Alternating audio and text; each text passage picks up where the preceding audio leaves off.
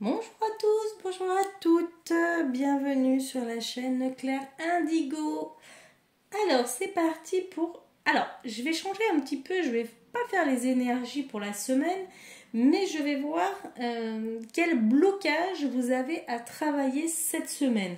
Alors si vous n'avez pas de blocage, c'est sur quel point tout simplement vous devez travailler cette semaine. Donc je vais faire signe par signe, donc j'ai étalé les 12 signes du zodiaque devant moi. Et je vais retourner une carte d'un oracle que j'aime beaucoup, c'est les constellations familiales. Voilà, donc c'est une initiation, donc j'aime beaucoup travailler avec cet oracle, si on peut dire que c'est un oracle, car il permet de travailler effectivement sur des points bien précis, alors qu'on voit bien évidemment en constellation quand on fait les constellations familiales. Allez, c'est parti, sans perdre de temps, je vais recouvrir chaque signe, donc pour le bélier, pour le taureau, pour le gémeaux, pour le cancer, pour le lion, pour la vierge, balance, scorpion,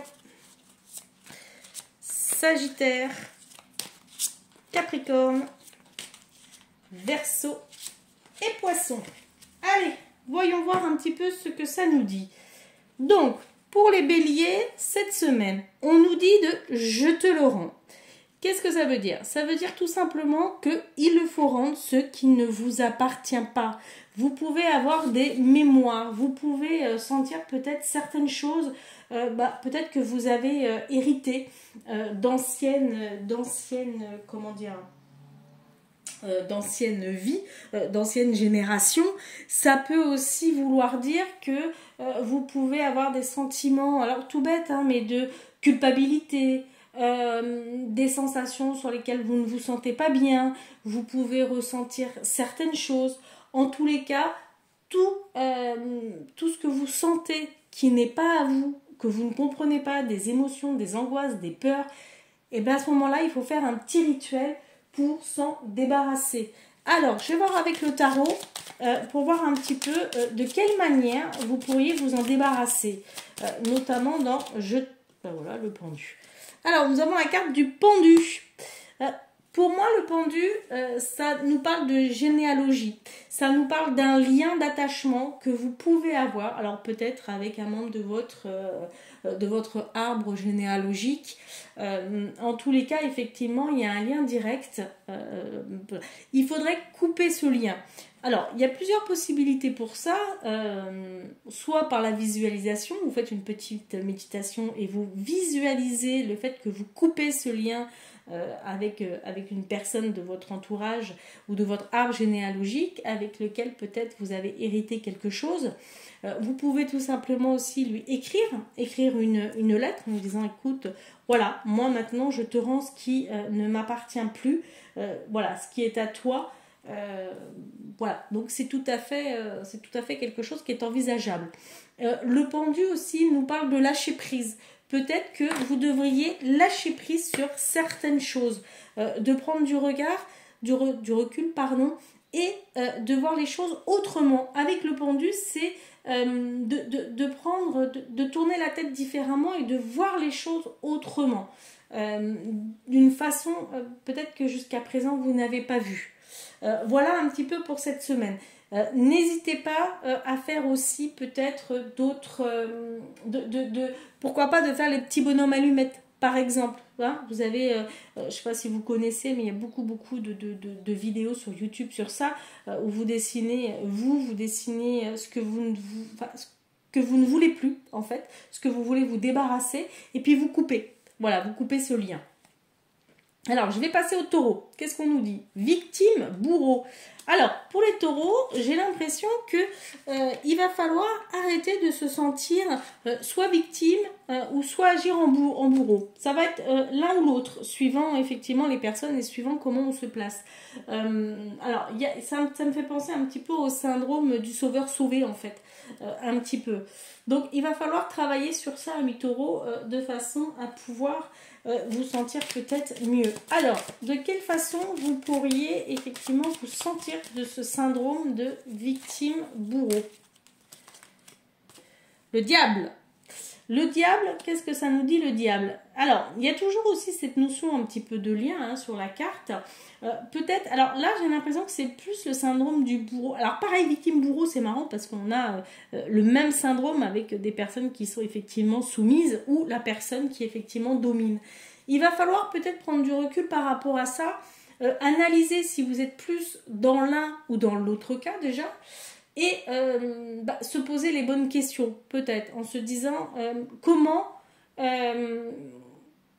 est-ce que je suis, pourquoi je suis en syndrome de victime, pourquoi je me sens victime, qu'est-ce qui fait que je me sens victime, et si c'est l'inverse, c'est en bourreau, c'est pourquoi est-ce que je suis bourreau, pourquoi est-ce que... Alors peut-être de temps en temps, peut-être pas tout le temps, peut-être ça dépend effectivement que c'est juste au bureau et pas à la maison, peu importe.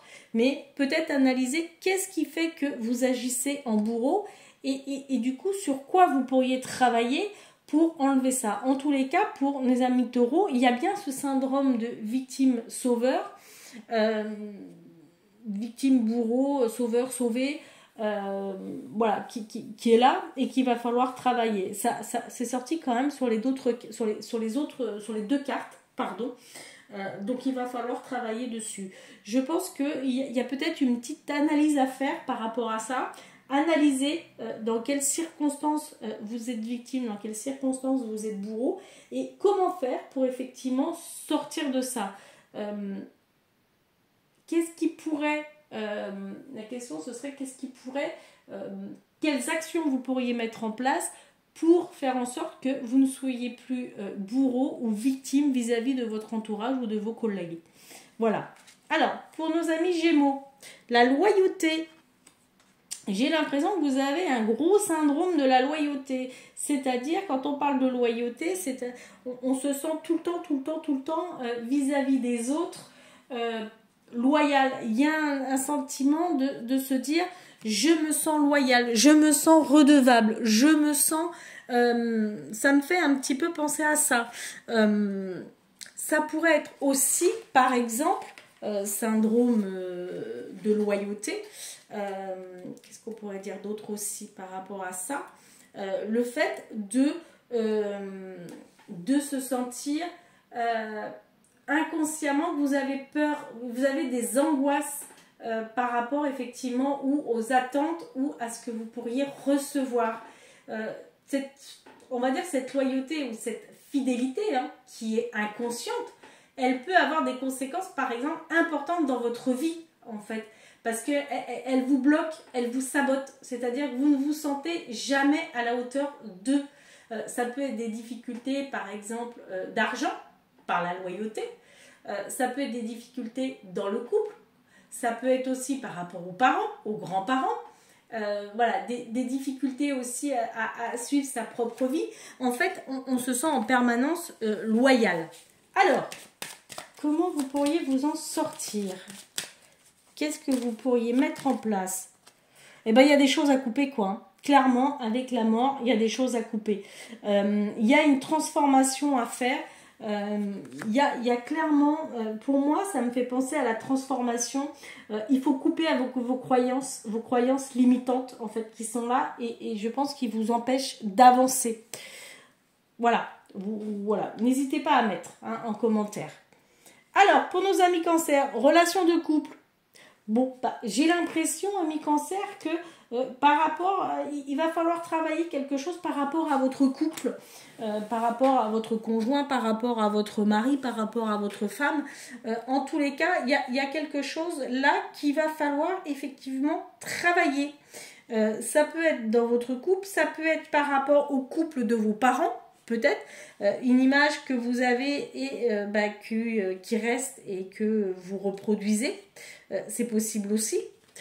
En tous les cas, il y a quelque chose par rapport à ça. Alors, comment vous pourriez couper ça? Comment vous pourriez la solution pour vous aider? Tempérance. La carte de la tempérance, alors c'est une carte de guérison déjà, donc c'est une très très jolie carte. Ça va nous parler aussi de la tempérance, de la communication. Alors peut-être instaurer plus de communication, c'est possible. Peut-être faire circuler des énergies. Un travail énergétique, c'est possible aussi, c'est ça qui me vient. Mais ça peut être aussi, et surtout, la communication. Trouver son équilibre dans son couple par rapport, effectivement, au fait de discuter, d'instaurer un dialogue, de trouver, effectivement, son propre équilibre. Voilà. Alors, 1 million, des projections.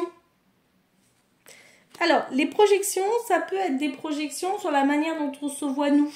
On se projette, on peut se projeter par rapport nous-mêmes dans un miroir, par rapport à une tierce personne, à une autre personne, qu'on voit certaines choses des fois qui peuvent nous agacer en fait, mais en fait elles nous renvoient notre propre image. Ça peut être des projections aussi, oui, par rapport surtout par rapport à soi ou par rapport à une personne. Bien souvent, on rencontre des personnes, c'est jamais anodin en fait. C'est parce que les personnes qu'on rencontre nous font travailler quelque chose sur nous, quelque chose qu'on doit soigner, quelque chose qu'on doit guérir. Et ben là, c'est ça en fait, c'est la projection. Ça peut être aussi, oui, la projection des parents, hein, tout simplement. Alors, comment peut-être, soigner cette projection? L'amoureux. Eh ben, l'amoureux va nous parler de choix, de décision. Il va falloir trancher à un moment, il va falloir décider, prendre une direction. L'amoureux, c'est aussi le service. Hein. Alors, c'est pas l'amour dans le tarot de Marseille, mais c'est cette notion de décider, de faire des choix. Vous voyez, hein, on le voit, le petit ange, il est là, il est entre deux femmes, enfin la personne du milieu. Là, c'est ça. C'est que je pense qu'il va falloir décider et faire surtout vos propres choix. Arrêtez peut-être par rapport au regard des autres. Arrêtez de décider par rapport à ce que les autres pourraient penser. Et pour moi, il y a cette notion de je décide. Je mets en place des choses et surtout, je fais en fonction de moi. Alors, Vierge, nous avons « J'accepte ton départ » pour les Vierges. J'ai l'impression que vous devez accepter que certaines choses ou certaines personnes doivent partir. Comment dire ? Le fait de retenir des personnes, le fait de retenir des situations, bien souvent nous empêche d'avancer. Il faut accepter, ça peut être des enfants, ça peut être des parents, ça peut même être un deuil en fait, hein, ça peut être ça aussi. Mais il faut accepter que, voilà, il y a certaines choses qui se terminent pour laisser place à d'autres choses. Alors je sais que des fois ça peut être plus facile à dire qu'à faire, mais voilà, j'accepte ton départ, c'est accepter qu'effectivement, par exemple, même un enfant quitte la maison et va faire sa vie, il faut savoir l'accepter. Alors, comment nous pourrions... voilà, on est bien sur la carte du départ. Donc, il faut accepter que ce soit une personne, que ce soit une situation, que ce soit un projet qui n'a pas abouti, par exemple, fasse son chemin, prenne une autre direction. Il faut avancer, nous, avec nos propres bagages, avec nos propres expériences, et laisser aller ce qui doit être en toute confiance. Le mat, c'est aussi la carte de la confiance. On ne sait pas où on va, on ne sait pas vers qui on va aller, peu importe, mais il faut avancer en confiance en fait. Donc laisser aller ce qui ne va plus. Allez, Balance. J'ai l'impression que les Balances, vous avez des choses à régler par rapport à des abus. Alors, des abus, ça peut être plein de choses. Hein. Ça peut être effectivement des abus qu'on a subis, hein, des abus, des violences sexuelles, non sexuelles. Ça peut être des abus alcool, drogue. Il peut y avoir des abus dans la famille. Il peut y avoir encore des abus dans la famille. En tous les cas, il y a des choses à régler par rapport à ça. Alors, quelle serait la carte du jugement? Alors, la carte du jugement, je vous la montre, c'est bien souvent une carte de prise de conscience, d'éveil. Déjà, il faut en premier lieu, je pense, prendre conscience des choses, prendre conscience de ce qui s'est passé, prendre conscience de ce qui est arrivé pour pouvoir avancer et ensuite mettre en... le mot qui vient, c'est mettre en guérison ce qui a pu se passer. Voilà. Ouais, on est vraiment sur une carte de jugement, de décision, de prise de conscience. Alors, pour nos amis scorpions, qu'est-ce que nous avons? L'appartenance. Alors, c'est marrant pour le scorpion quand même, c'est assez rigolo, puisque le gros travail du scorpion, c'est justement de ne rien posséder en fait. Se déposséder pour mieux posséder. Se déposséder du matériel pour mieux posséder en spiritualité. Par exemple, En tous les cas, le scorpion, il a un gros travail à faire sur ça, c'est que l'appartenance. Alors, ça peut être effectivement une notion d'appartenance d'une personne, hein, ça peut être aussi l'appartenance à un groupe aussi, mais en tous les cas, il y a cette notion de vouloir se détacher, en fait, de ce qui n'est plus, de ce qui ne nous va plus, tout simplement apprendre à se déposséder. Alors, quel est le conseil pour gérer ça? Le monde. Eh bien oui, s'ouvrir à autre chose, s'ouvrir à une autre dimension, s'ouvrir peut-être à une autre spiritualité, s'ouvrir peut-être à un autre groupe de personnes. Dans tous les cas, il faut effectivement, par rapport à cette appartenance, par rapport à ce sentiment peut-être de possession, eh ben, il faut s'ouvrir à autre chose. Je pense à une autre vision, à un autre groupe,